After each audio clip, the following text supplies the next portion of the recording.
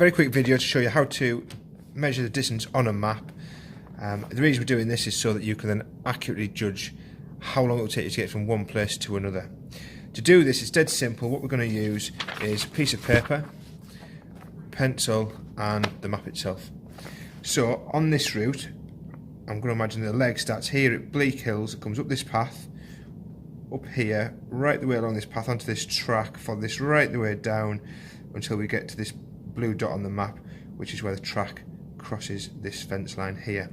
Now as you see, it's not a straight route, and so the way we're going to do it is use the piece of paper.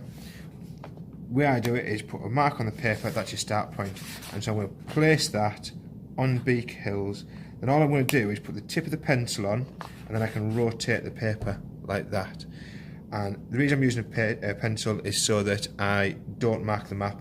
I'm not going to damage it, I'm not going to stab it or anything, and I'm not going to put pen all over it.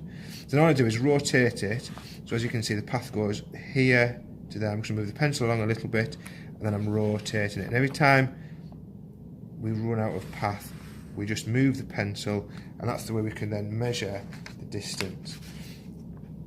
You can do it with string, it's a bit more fiddly with string, it's sometimes a little bit easier with paper. So here the path goes up there, so it turns a corner, come into there, we get this corner, we turn, and then as we can see it goes along until we get to this bend here. So I'm going to mark that, place that on there, turn it like that, and then here we go from this track to here, we get this junction.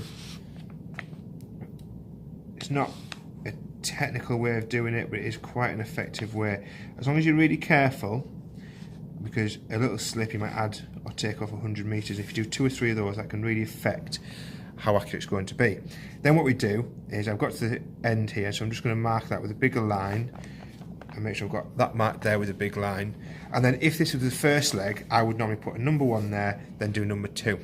So once I've done that, what I know is that if I was to straighten that path out, that is now the distance from route 1, point 1 to point 2.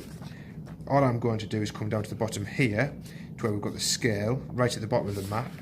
I'm going to place it on there, so 0 kilometres at the start, and then that's number 1 there, and I can see it just goes past 2 kilometres.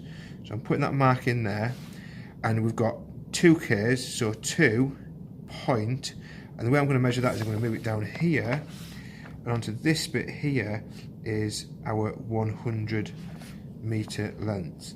So I'm going to put it on there. The mark that I made is a 2 kilometre mark, and as you can see there, that mark is roughly halfway in there. So what I would say is that is 2 kilometres at 0.05. So what that means is 2,050 metres. So it's 2 kilometres 50 metres.